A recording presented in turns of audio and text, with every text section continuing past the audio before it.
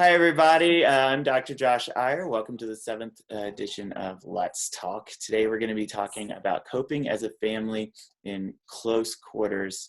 Here's a little information about me. I am in the Capstone College of Nursing, and I have a typo here. I'm both a doctor and a PhD. Usually, you only put one of those, and I'm just noticing here on episode 7. How about that? All right, I'm a researcher in integrated behavioral health, and I do some work about organizing the community in response to opioid treatment and LGBTQA health. I have a PhD from the University of North Carolina at Charlotte in clinical psychology and a master's from South Alabama. I graduated with my bachelor's from UVA. And I have with me today Dr. Robert Laird, who goes by Bobby. He is the professor and chair of the Department of Human Studies in Development and Family Studies. Department of Human Development and Family Studies in the College of Human and Environmental Sciences at the University of Alabama. I got there. And his research is studying contexts in which children and adolescents develop social and behavioral competencies with an emphasis on parent-child and peer relationships, and adolescents who allow themselves to be parented. And I'm sure he'll talk a little bit more about that, but I think that's a really interesting concept. His PhD and master's are from Auburn in Human Development and Family Studies, and his bachelor's is from LSU. Okay, so today we will be talking, and we are very happy to have him. We also have Carolyn here co-piloting with me in case I hit any of the wrong buttons. Okay, so we're going to be talking today about a quick update on social distancing measures and then coping as a family. And I've got a few things I'm going to cover about talking to kids, parenting challenges, managing anger and frustration, and then parenting a conflict in the family. And then we'll be taking questions. So to give y'all a quick update, new stay-at-home orders took place yesterday, May 11th, and these have allowed for some non-work gatherings. They took away the 10-person limit, but everyone is still recommended to stay 6 feet away from other people, and even farther is even better. So 10 to 13 feet is even better. Some restaurants, bars, and breweries are now open, but you're still supposed to stay pretty distant from each other. Some gyms are open, and then also some barbershops and hair salons and things like that. The beaches are also open, and there's no limit on those gatherings, but you are supposed to stay pretty distant from each other. What's staying the same is that everybody is encouraged to stay home and follow good sanitation practices, washing your hands. Employers may open subject to sanitation, social distancing guidelines, and some higher risk businesses and activities are still closed. Retail stores are open, but only half the number of people are allowed to go in based on the fire code limits. Some entertainment venues such as nightclubs and stuff are still closed. Medical procedures are allowed unless prohibited, which makes sense. And then we have regular programming at senior citizen centers, and educational institutions are still closed to in-person instruction. Child daycare facilities must not allow 12 or more children in a room, and hospitals and nursing homes must still implement policies to restrict visitation. And the reason is we're trying to help the economy in Alabama.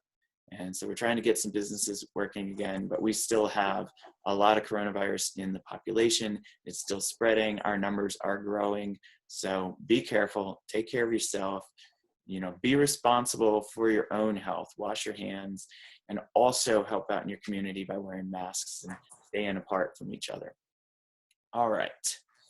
So now we're going to talk about coping as a family. I thought that was a happy little picture for us to get started because most of what we'll talk about is not happy. Okay, so talking to kids about coronavirus, Dr. Laird suggested the Child Mind Institute. So I pulled some interesting articles that I saw there that I thought would be helpful. When we talk to kids about the coronavirus, it can be kind of hard, and I imagine this is a constant running conversation that you parents are having all the time as new things come up and the kids ask new questions. So the tips were to welcome their questions. When they ask you, show interest in engaging with them about it. Don't avoid questions you can't answer. Just say that you don't know. The reality is there's lots we don't know right now. Set the emotional tone in the conversation of calm and managing it so that the kid can feel that the coronavirus pandemic that we're in is serious, but not something to be afraid of constantly. Be developmentally appropriate in what you talk about. Don't overload them with scary facts. Respond to the question they ask and wait for questions that elicit, that are going to elicit more information from you about what the kid needs to hear, and try not to overwhelm them with jargon or terms they may not know, or information that might just scare them because it's outside of what they would easily understand. Take the cues from your child about what to talk about, when to talk about, how to talk about it, and deal with your own anxiety, especially constantly, but before you talk to them as well. So our own anxiety is one of the biggest messages that we send kids. So if we're constantly scared, the kid is also likely to be constantly scared.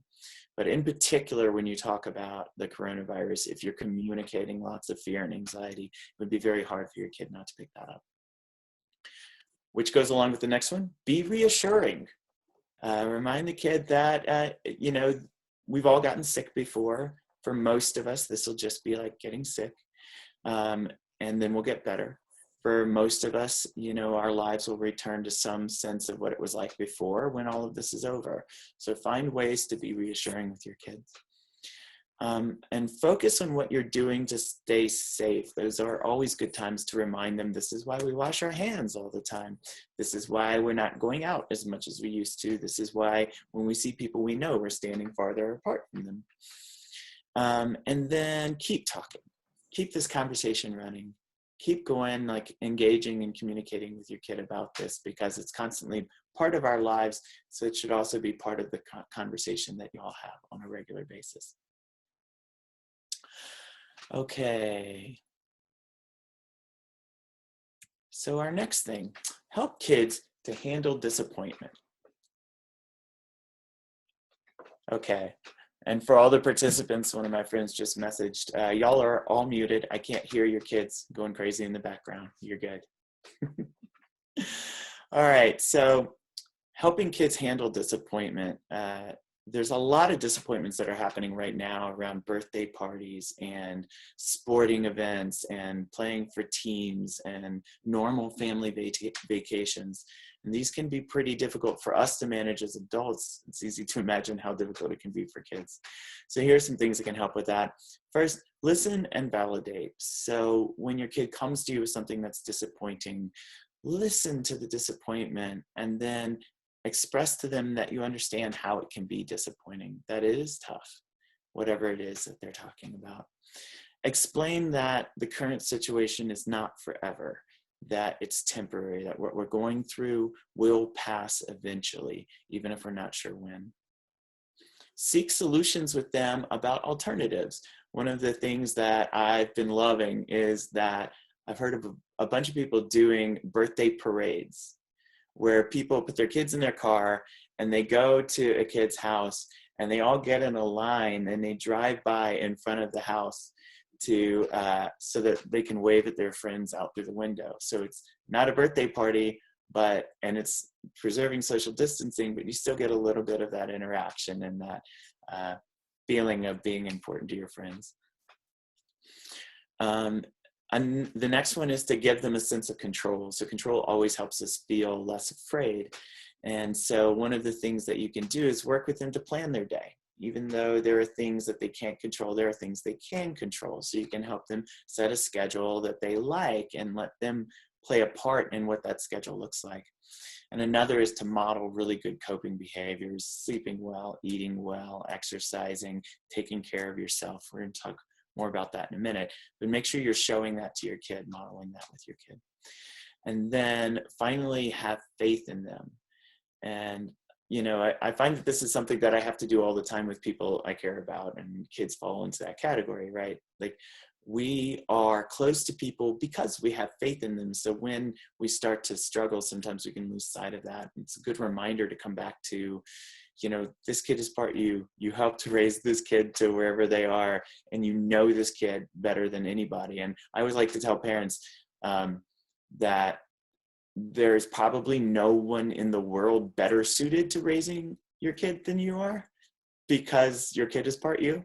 And so things about what's happening with that kid that no one else would really be able to know. So remember that, have faith, connect with the kid, and think about the really positive experiences you've had in the past and call on those. Remind your kid about those, remind yourself about those. Okay, so we're all living in this current reality, which is that when your circumstances aren't normal, your parenting won't be normal either. So we need to keep that in mind all of the time. I should say here, I'm not a parent. I help raise my younger siblings. My youngest sibling is 8 years. So I'm talking about this a little bit more in the abstract than the other talks that I've given. But many of these rules apply in different ways. And I did do some clinical work with kids, but also that's why I have Bobby Laird here to answer your questions. Okay. So yeah, the take-home point of this is to remember that it doesn't look the same outside the house, and so things are probably going to look different inside the house too. We need to accept that and recognize that we're in a really special, unique situation right now. Okay, so here are some parenting challenges, and I'm going to give you the 2-cent version of advice for each of these, but I expect we're going to come back to these later, and please do come back to these if it's part of what you're dealing with. So one of the challenges you hear is that, or you notice, is that you're doing a lot of yelling. I was saying before this got started that I've noticed that there's a lot more yelling on Facebook and Twitter than normal, and there was already a lot of yelling on Facebook and Twitter. So we're all having a lot of frustration and tension that we're having built up inside, because what an awful situation it is outside. So that can come out by yelling, by losing your cool. There's some things you can do for that. First off, you got to notice that you're doing it. And when you notice, you've got to come back to the awareness and appreciation and recognition of the fact that, you let yourself get on edge and you lost your temper. So the first thing you can do is take a break, cool off, take care of yourself. Usually takes at least 15 minutes for you to actually let go of that. And if your brain is still going on it, it's 15 minutes after your brain stops going. So if you spend 10 minutes with your brain just cycling about why you're so upset, it's 15 minutes after you're able to quit doing that, because that's what allows your body to calm down, so that you're not getting those messages of being worked up. And then the next thing is, once you are calm, apologize and talk about something you can do to keep from losing your temper in the future, no matter what it was you lost your temper about. And so we'll talk some more about that in the next slide. But fundamentally, you need to be taking care of yourself, making sure you're eating well, sleeping enough, and getting some physical activity. So the next one is that everyone needs your help at the same time. And this can be particularly challenging right now. And there's a lot of writing going on about how women are doing double duty at the same time. They're double booked all day, every day. So this is an important one to think about. If you've got multiple kids who are doing school and work that you're supposed to be doing, and it's all through the same 1 or 2 computers, then that's a huge challenge and really stressful. So it can really feel like everybody's demanding your time at the same time. And one of the things you can do to manage that is develop a schedule and say, okay, we're going to work on your school for these hours. I'm going to do work for these hours. Then we're going to work on your school for these hours. And sort of separating it out and splitting it out can help people to know when they're going to have your time and to wait for when they have your time. And it can help you to feel less pulled in 1,000 directions. Maybe you'll only feel pulled in 100 directions, which would be an improvement. All right. Another one is you're throwing tantrums. That gets back to just like what an awful time this is and how many different sources of stress there are. And, I heard a saying about how we're all going to remember this time. And, lots of single people are saying this was this amazing period that we got back in touch with ourselves. And, we developed these good health behaviors. And then other people are saying that parents will never be saying that parents can't wait for schools to open back up and for life to get back so that, they're not overwhelmed like they are right now with all of the different things. So remember that throwing tantrums is a sign that you're overwhelmed, and to focus in on what you might be needing. And that's right. That's the right thing to do. If, they say if mama's not happy, nobody's happy, right? Like focusing on yourself and taking care of yourself is how you have the ability to help other people. And again, we're going to talk about that more in a slide. So the next one is your kids can't sleep and they want to get in your bed. And then you feel like you won't be able to sleep either. The reality is that this kind of regression is really common for kids. If it's a 17-year-old, you might have a different kind of challenge there. But for little children, it's pretty common, and that closeness and comfort is helpful for them in managing the stress of what they've got going on. So figuring out how to talk to your kid about that, and maybe you let that happen the first night, but you tell them it's a special situation, and then the next night, when they're getting ready for bed, you spend more time with them and you hold them and you cuddle them and you help them to go to sleep in their own bed. So there are ways to handle that, but that might be an on again, off again challenge based on the age of your child and how much stress they're feeling. Another one is that your kids aren't tech savvy.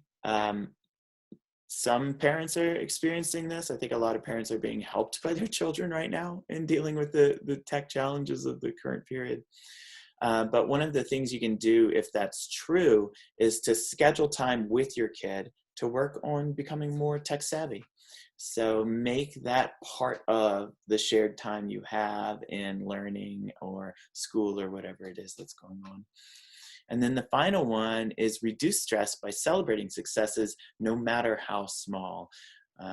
You can go too far with this, but getting in that mindset of like, hey, we got dressed today. Hey, we all got showers today. We all had 3 meals and all of us sat down, celebrating the fact that you can have some normalcy in your life is meaningful right now. Celebrating getting all of the lessons done for the day, or getting, the hours into work that you wanted to get that day. Celebrating those things can create an atmosphere that's less stressful and that's more positive. So you can work on that. Okay, so managing anger and frustration, here are some direct tips. Number 1, lower your expectations. Right now, we're all spending a lot of time and effort on coping with the stress of the moment. And so everything we're doing outside of that, in addition to that, is extra. So it's our normal timelines and expectations shouldn't apply now. Next, focus on your and your child's emotional state. Sorry, the video was covering it. So this is a really, your emotions matter, your kids' emotions matter. Having that be part of the conversation, part of what you're doing on a day-to-day basis with your kids is important. And that speaks to kids about their importance to you, but also the importance of the quality of their life. And so that's something that you can do and have absolute success by just engaging your kid and showing them that you care about it, but also yourself. And then strive to maintain positive family dynamics. One of the things that we do know is that expressing gratitude builds positivity. So being intentional about making sure you're bringing gratitude into your daily life, being grateful for the dishwasher getting loaded, being grateful for somebody sitting down and actually working on their school for 2 hours, expressing that gratitude as a habit will build a lot of positivity into the family dynamics at a time when there's a lot of negativity coming in no matter what you do. So it's a good habit. And then we're going to go to self-care. And this is one of the most important things you can be doing right now. First, and this is so hard for the parents I've talked to, but you have to make time for yourself. Get a book, a digital book that you really want to read, and make sure you're giving yourself at least 45 minutes a day, that you're just doing that because you love it. And find more time to do that. Find time to garden. I've seen a bunch of people have been putting gardens in right now. Find time to do take a hot bath, whatever it is that you know calms you down and makes you feel like you've got you time to take care of yourself, to pamper yourself. Do it, because you need some of that time built into your schedule. Also prioritize healthy choices. This is the big three: diet, exercise, and the other one, physical activity, I'm forgetting what it is. There are three big ones. Make sure you're making really healthy choices right now about how you're building your life and what you're putting into it. Be realistic about what you can accomplish right now. When this started, all of these people had these really lofty ideas about what they were going to do. I did too. I was like, I'm going to run every day now. I can work it into my schedule. I have not been running every day, right? Like, it's just, there's a lot going on, and it's all different right now from what we're used to. So our routines are all off. So be realistic that wanting to run every day doesn't necessarily mean you end up running every day.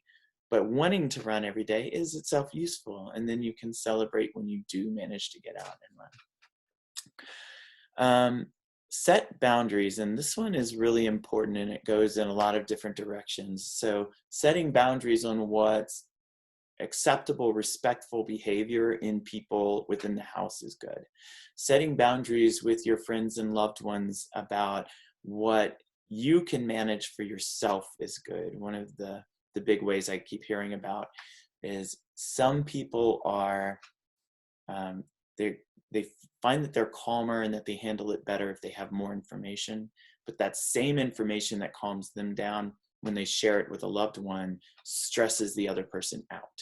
And so that's a good time to say, hey, look, I know reading about this helps you to feel better about it, but it actually stresses me out a lot. So could you find another friend to talk to about that? Or could you just like give me a 5-minute burst when you're done reading, and then that's it for the rest of the day? Figuring out how to set those mutually agreed on boundaries is really important. And then finally, reconnect with things you enjoy. And this goes back to making time for yourself. But when I finished my doctorate, I had this 6-month period where I set out to rediscover what all of my hobbies were, because it can be so intense when you're getting your doctorate that you're working all the time. And then afterwards, I had to remember what it was I liked doing. So I got like a sci-fi novel and I read again, which I hadn't read one in like 9 years. So take some time to think about, what are things I used to enjoy that aren't part of my life anymore? And think if there are ways you can work some of those back in. We need right now all of the things that we can enjoy, or all the positive things we can get in our lives. Okay, and I think oh yeah, one more. Okay, so this New York Times article, I'm going to give just a brief overview of it, but if this is something that you want to do, then you'll want to look this article up. And this is about how to hold a family meeting. So my family used to do this when I was a kid, and we would all roll our eyes and groan. But when I look back on it, I'm surprised at the amount of maturity my parents had to actually do this, because they worked really well. And it sort of ends up like, it feels weird because it creates this environment that's neutral and separate from what the rest of our lives feel like. But that's why it's meaningful. That's why it works. That's part of the power of it. So it's about creating a time and space for everyone in the family to come together, and in a neutral, mutually balanced way, talk about something that's going on in the family and what each person needs in order to sort of reduce that conflict, or ideally make that a past conflict and not a present conflict. So for parents, the advice they gave first was, get yourself ready to start this conversation. And I thought it was a great tip to find a photo of the kid that's causing the conflict or that you're having trouble with, that is a photo you love, of some moment that was full of light and happiness, or something that just really connects you with what you love about the kid. And spend some time looking at that photo and remembering those positive connections that you have. And then offer the invitation to a family meeting the next day or the day after, and schedule it into the activities and the expectations of the people so that it's a time that works for everybody. And that also gets away from this idea that it's urgent, urgent, urgent, and adding in all of that heavy emotional content to it. That helps set it up as a time to neutrally discuss whatever the conflict is. Begin the meeting with some language around, this is not about me lecturing you. This is not about me like telling you how it's going to be. I really want to hear from you about what's going on from your part. I want to talk to you about what's going on from my side. And there's some really great language in the article about that. Then at the beginning, before you get into discussion, you want to establish some shared principles. And I have some examples in the next slide what those are. And then you want to use question and answers to ensure understanding. So when you're hearing from your kid about what's causing the conflict from their perspective, ask questions that are like, would you help me understand that better? Or would you tell me more about this? Because I don't quite see what it is that you're explaining. Make it clear that you want to understand your kid's perspective. Make it clear that you're coming to the kid to learn what it is that's happening rather than tell or instruct. And then after all of that, as a family, you consider what your action steps are. What could you do that would help both parties involved in the conflict to figure out a way to meet each other's needs and get out of having the conflict? So these are the shared principles which I put on here because I thought they were really good. Listening is being prepared to be changed by what you hear. Everyone has the right to have different opinions and feelings about a situation. No matter what happens here, we still have to live together, so it's in everyone's best interest to get to a better place. Each of us is probably going to have to change at least one thing about what we're doing to make the problem better. So that idea of coming into it together and working on it together with mutual exchange as a way to get out of a conflict is like really valuable. And I think these principles really help to establish that. And I'll say that that approach can work really well. But also, like, this is one of those moments where I had an old mentor who, when he was doing couples therapy, they would come in and they would be bickering about something.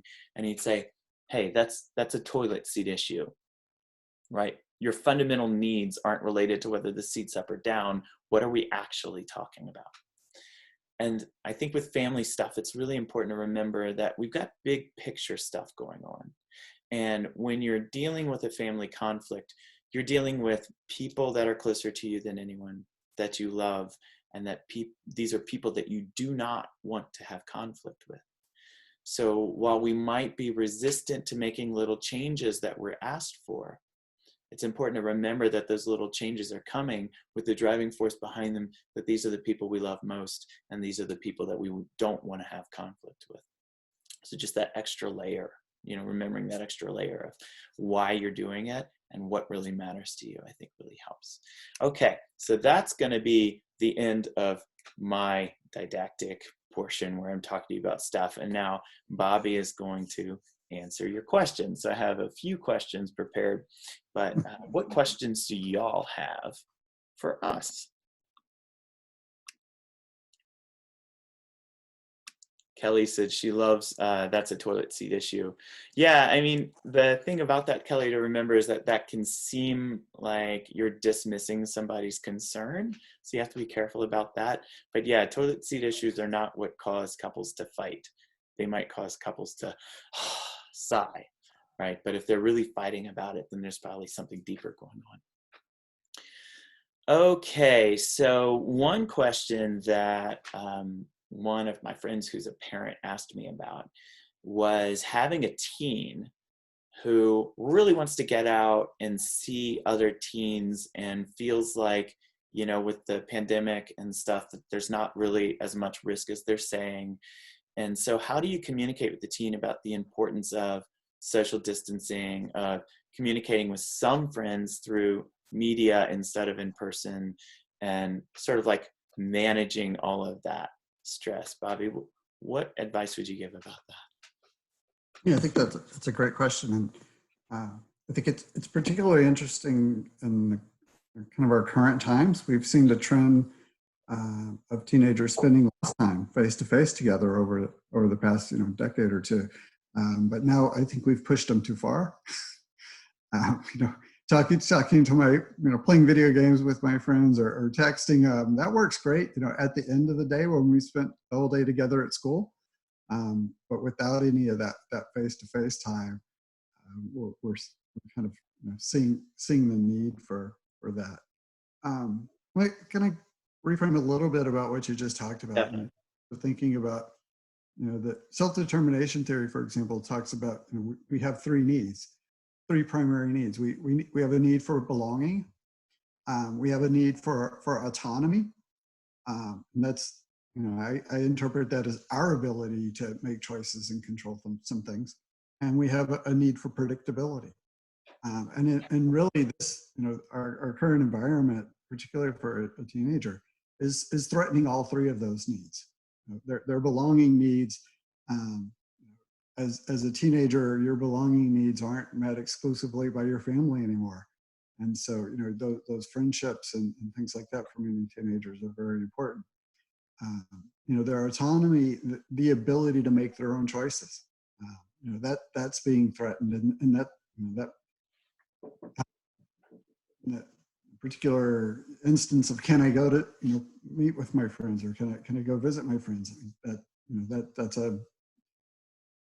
That's them attempting to make a decision, and it's important to kind of think about it that way. And then the predictability. I mean, it's easy for us with years of life experience to say, well, a year from now it'll be different and everything will be okay. Teenagers think in much shorter timelines for the most part. So 5 minutes from now is a long time. Thinking 6 months or next school year or 2 years from now is a really long time. So I think doing all the things that were talked about, being realistic with your expectations.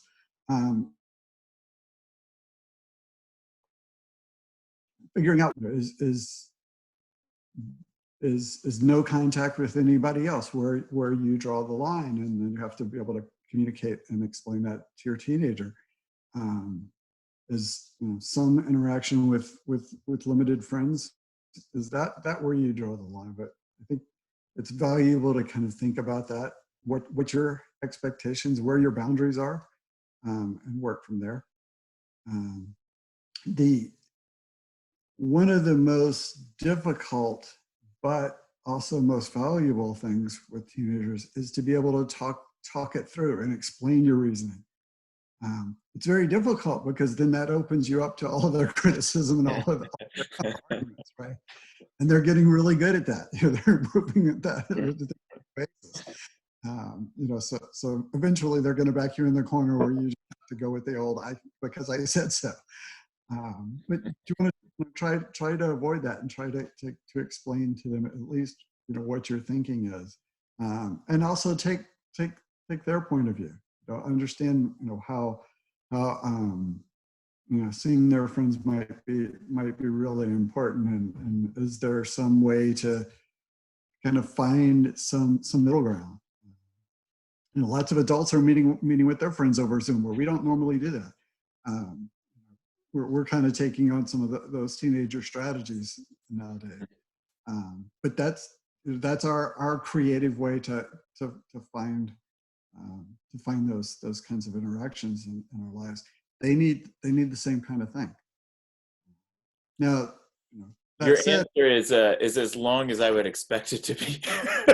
Well, yeah. Super complicated question. It is. So we have a question that I'll raise to you in a second that I'll ask. But I was wondering if you had any comments about any of the slides I presented or any of the things I said there. No, I think they were really good. What some of the things that my phrasing would have been a little bit different. I think one of a piece of advice I give to anybody who works with kids, whether they're a parent or a teacher or any kind of thing, is you have to pick your battles. You have to decide, what are the lines that you're not willing to cross, and where are the areas where you have more flexibility. And again, going back to those basic needs, that autonomy area is, kids need that. They need to have places in their lives where they're making their own choices. And right now that's being narrowed. So are there other ways to expand that? I talked with a colleague yesterday who's like, yeah, we've kind of relaxed our bedtime. Normally our kids are in bed at 8:30. It's like, we'll let them negotiate all the way up to 9 o'clock right now.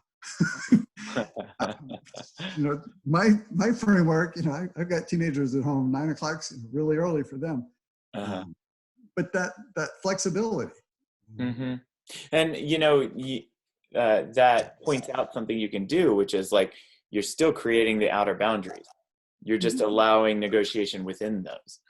Right. And I think that's the key. Where you need to know where your boundaries are, and to be reasonably consistent. But you really have to. It takes thought ahead of time to know this is where my boundaries are, and here's why. But the counter argument to the different perspective on the kids negotiating is when they have a better rationale than you do, and they demonstrate that, okay, what I was thinking really isn't a good thing, let them have it. All right. Okay, so the question that we got is a really good one, especially in the current time. When a family member death is involved, how do you create or support a positive grief space for your preteens, since social distancing has not allowed a final or usual goodbye?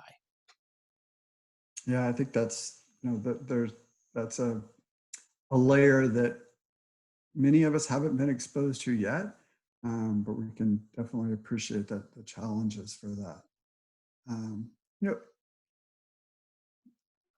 There are lots of ways that we say goodbye to people. Not all of them are physical, and so just spending the time and energy to do that. One of my favorite musicians died, and the world was filled with tributes to him, which is really cool because if those people had gone to his funeral, they might not have done that. Mm-hmm. But we have a lasting kind of tribute in that way. So are there other ways to honor the memories of the people that are important to you? Yeah. Do you have some recommendations? One thing that occurs to me is that it used to be common in your house to have a little like shrine or tribute area that you set up to someone you lost. Yeah, you remind me of my great aunt. She had pictures of everyone in their caskets all over her house. That was her goodbye picture to everybody. I think that might be a little further out there than I'd like to go with my kids. Well, I mentioned that I went to UVA. I grew up in Virginia, and in Virginia, that was the practice for 3 generations before me. But I mean, nowadays we have pictures, we have video, a dedicated space, or playing grandma's favorite song. There's lots of ways to remind ourselves of those good moments and those good memories, and that's a lot of what goes on at a funeral anyway, right? We tell the stories and we reconnect with people. So finding ways to maintain those parts of the rituals. Yeah, and one thing I always tell folks about grieving is to remember that there is no timeline, there is no set path, there is no like right way or wrong way to grieve. We all grieve differently. We all grieve in different times, and you want to the best of your ability, avoid your negative coping and focus on positive coping ways. But there's got to be space for everybody to grieve in their own way. There was a follow-up comment. 2 coping things we do. Go ahead. Bobby, did you have a comment? Yeah. Two coping things we do at home. We have started an in-home garden. Also, we are virtually traveling to a different country, and I will prepare an exotic dish from that place so we feel like we're on a vacay for a day. Love that. Yeah, that's That's great. really Those good. those are those become the rituals, and then when you look back on this, in the future, that's what you'll remember. The good times that you had as a family. Yeah, that's awesome. So we have two questions now. One I got by text I'm going to ask, and then Kelly has one. So you talked about negotiating and having some wiggle room with kids and bedtime and all of that, but should you stick to a schedule or let them sleep in? Since you don't have a set time to be at school right now, what's healthiest, especially since I'm working and teaching daily now? Yeah, it's funny.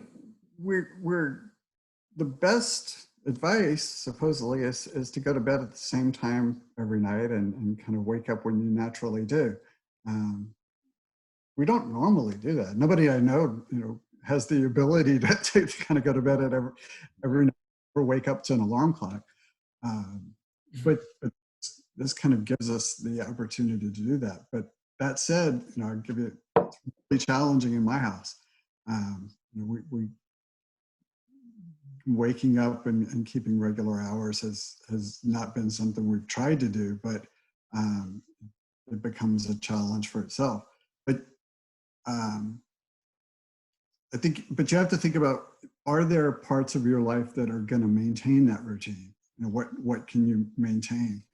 And to give you an example, it's weird at my house, we still eat lunch and dinner at the same time, even though our waking hours have shifted. So that's kind of been a bit strange.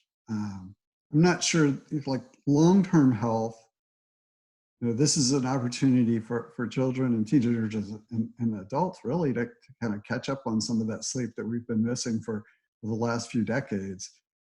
The challenge in doing that is we at least my body tends to want to catch up on that sleep in the morning. Then it makes it harder to go to bed, the next night. But again, I don't have to wake up the next morning at 6 o'clock either. So there's some wiggle room. Um, but Is that that something said, where you're saying negotiation, just like negotiate it, figure out what works? yeah, what's the parameter that you have to meet? I have a son who's in 8th grade, and he has class at every day at 11 o'clock. So he has that set piece, but there's no reason to make him get up at 7 every day because he has class at 11. And luckily, he's old enough and mature enough to figure out, if I have to be awake at 11, here's what I have to do to make that work. And I've done some sleep research, sleep stuff. So one of the things we do know is that children need to sleep longer, and that gradually decreases as they get into adulthood. And that teens, their natural pattern is to sleep later, to wake up later in the morning. So like being aware of that at least allows you to factor that in a little bit to the negotiations. Okay, so the next question is, how do you resolve, and this is also a doozy, they're asking you really good questions. How do you resolve conflicting philosophies on social distancing with teens and other families?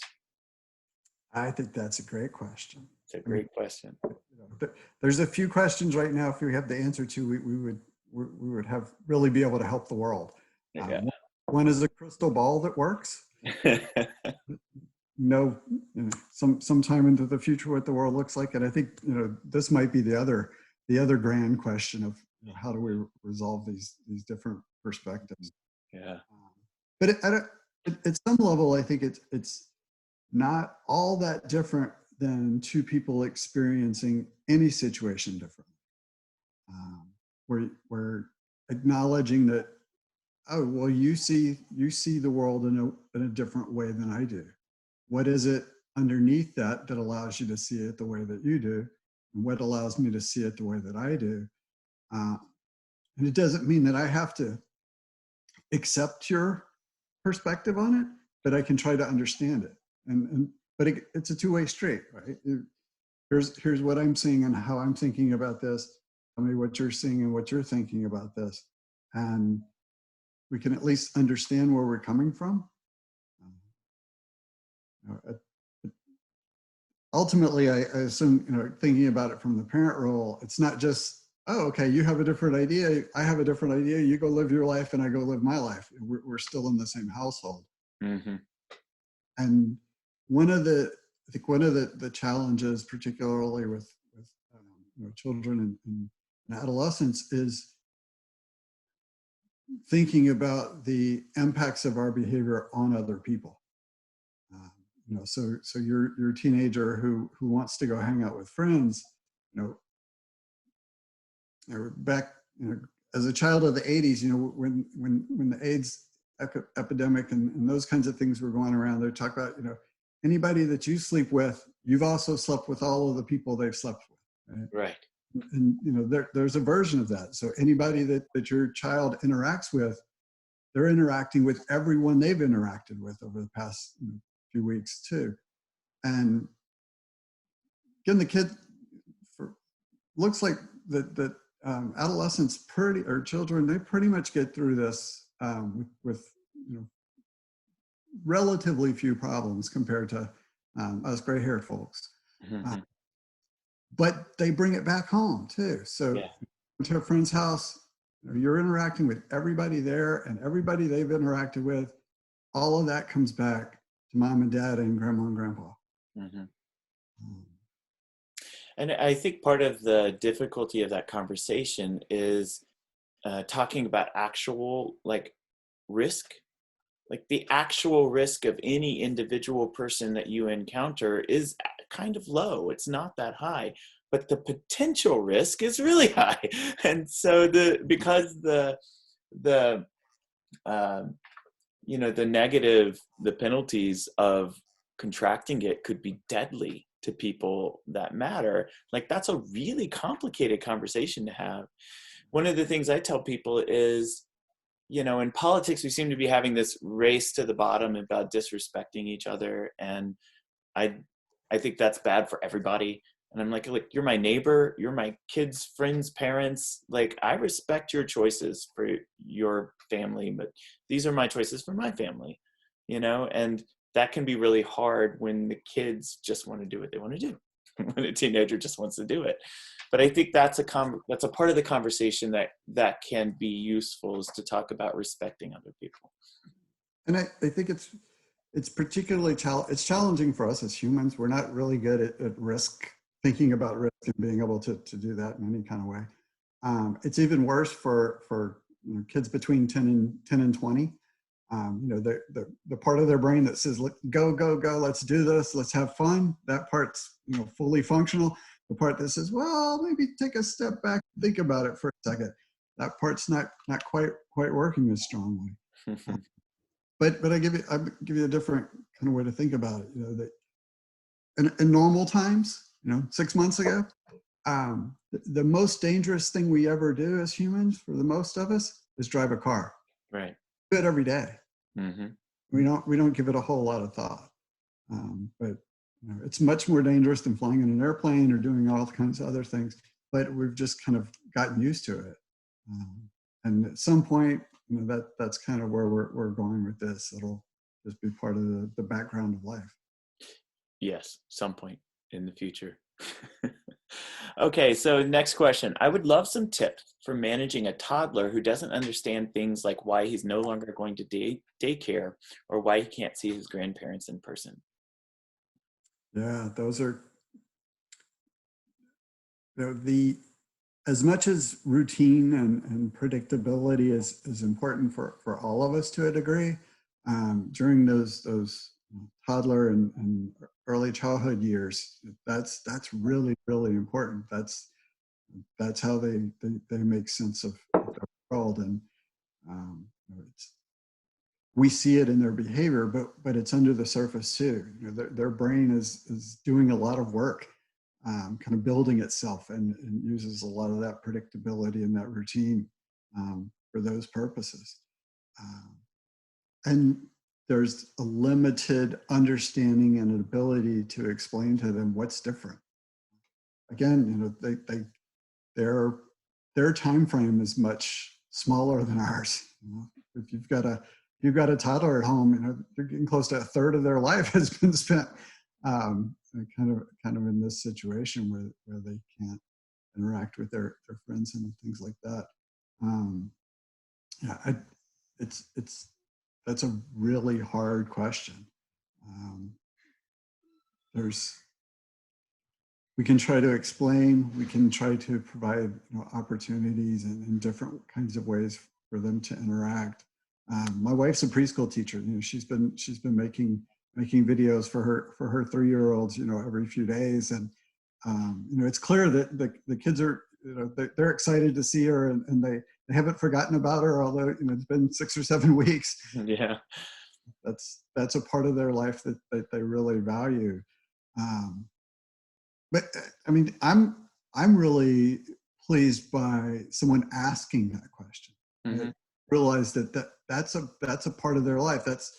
We can kind of dismiss it like from the parent perspective. Like I don't have the childcare that I'm used to having, and so I'm having to do all of these extra responsibilities. But that's the part of the kid's life that they're missing, just like we're missing our colleagues or our friends.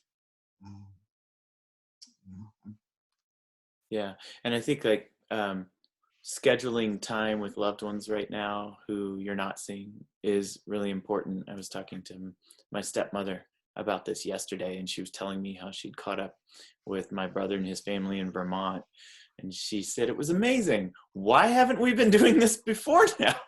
So that's something too, even if for a toddler, it's only a 5-minute call, like being able to see the grandparents and interact a little bit could go a long way towards helping with that. My thought.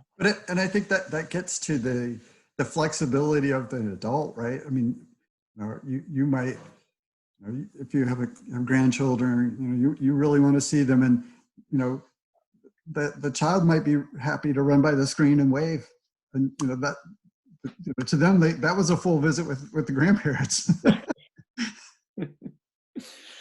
So there's a comment here that there's a really good video out there with Elmo and why people are wearing masks for smaller kids. So I think that's a good recommendation also to see if Sesame Street has some resources, or some resources are out there for that.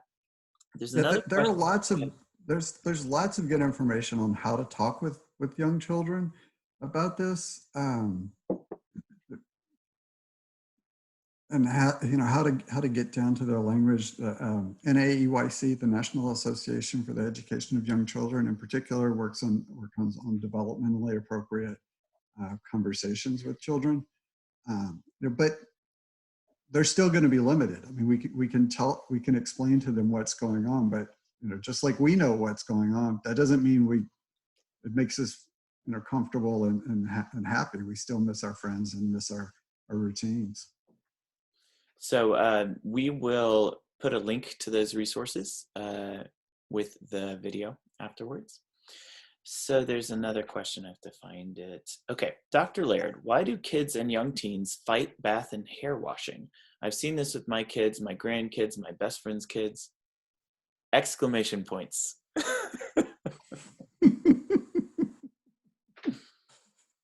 That's a really good question. It's definitely a trend, and luckily for most of them, it does reverse at some point, and usually that's a pretty obvious reversal as well. My guess is that it gets down to that autonomy and something they can control. You think about it, there are pretty few things in life that as an 8-year-old that you have a lot of control and authority and decision-making power over. Really are, and ultimately they're talking about their bodies, right? And that's the thing that's closest to them, and having control and autonomy over it. I remember taking those baths and refusing to use soap. That was my personal negotiation. I'll go take a bath because you're making me, but I'm not going to use soap. Yeah, there's a comment here. My son didn't like baths at all, but as soon as we switched to showers, he loved it. So maybe that's part of that, is just like give them a little modicum of control, let them use the soap or shampoo or something. Yeah, I mean, there's and it, sometimes it's misunderstood when we say give kids choices, and people think that means, you know, like, what do you want? Yeah. No, a choice can be, do you want this or do you want that? You know, do you want to take your bath now or do you want to take it 15 minutes from now? And as that would kind of feel insulting to me as an adult, you know, that's pretty controlling. Um, but it can provide that kind of flexibility and control that they need. So limited options, giving them a choice, but with the limited options, then you accept all of the options. Right. And we've, you know, we can make it an adventure too. You know, go take a bath in a different bathtub if you have multiple bathtubs in the house. Or, you know, when I was a kid, being able to hose off in the yard was, I mean, that was a fascinating day. You know. Awesome. Okay, we're getting close to the end. Any last questions? I'll say that we've got some more of these coming up. There's one next week about cabin fever, and there's some yoga basics that are going to happen on the 13th, which is tomorrow. There's fitness mythbusters on the 20th, and then we're going to talk about bouncing back from quarantine on the 26th. And then there's some tips for participating in outdoor recreation on the 27th. I don't see any more questions. Bobby, any last comments? Yeah, there's two general principles that are a good idea if we can kind of think about it. I think they were reflected in your slides before, but I think as parents, if we can remember to understand our children before we respond to them, that's a good strategy. And if we can attempt to understand what's going on with ourselves before we try to control somebody else or respond to somebody else, those are good strategies all the time. And you know, more broadly than that, I don't think there's anything special about the current environment that would take what is normally good parenting and make it bad parenting. You know, but there's a lot that would take kind of okay stuff and push it into challenging situations. Okay. Well, thank you so much for being on the webinar and answering these questions. And thank you all who joined in. I do think it's been a wonderful chat. There's a lot of really good advice I haven't heard that was offered here. So thank you, Bobby. Thank you, Carolyn. And thank all of you for coming. I'll see y'all next week.